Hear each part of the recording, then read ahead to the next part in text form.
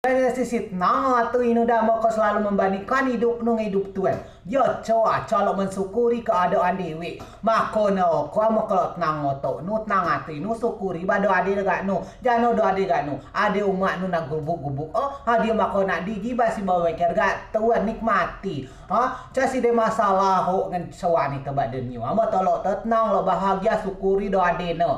Jangan do ade no. Kada badi tenang pondok amo teman syukuri ba betapa nikmat no itu jim nak pondok dengan udara-udara segar kada badiam kau nak doa umat gedung anak apartemen amo otok catnang amo pikiran catnang casi bahagia ijat toy nako syukuri baga nu baik jiba membandingkan gak tuan je coa selalu membandingkan gak nu gak tuan casi ketnang otok nu gak tuan berlebihan terus nak pikiran te gak tu selalu kuang amo kau mensyukuri kau selalu menikmati kehidupan nu bahagia bako. Kau tu macam ada be kau curhat dah ada kehidupan kau ya. Kau membandingkan gak tuan. Coba kau tenang. Be kau semalat Tuhan, ke Tuhan beli kau hidup pesek. Coba kau tenang lah, Jakob duso baik na. Maka nak ada ngako ya.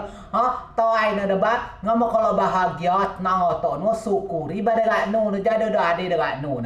Ada pinggan bobos, nikmati ba pinggan bobos. Gua kau dapat ikan pinggan debat ni guys. Ajibak kau dah enggak tuan ada dia kolok kulo ulau nok ning tuan mukuan dia kolok kulo ulau nok ning cak bahagia tuan bahagia lah jako dah ulak ning nah hoi bak kom na ulak obe nroi jak madang koi jibak ka curhat ga ngakwa ning ngotok ku dak ning mikat nu na nikmati ba dekat nu ga sida ada dekat nu ada handphone Nokia baik jibak kalau ada Samsung ada ko jano handphone no titut baik ija ba dekat nu jibak kalau Android jauh lah nok ning kulo beda otok ya nok ning kulo tep ning bagian kat tuan Android bagat nu jibak ka curhat ga ngapo na cayat ku ko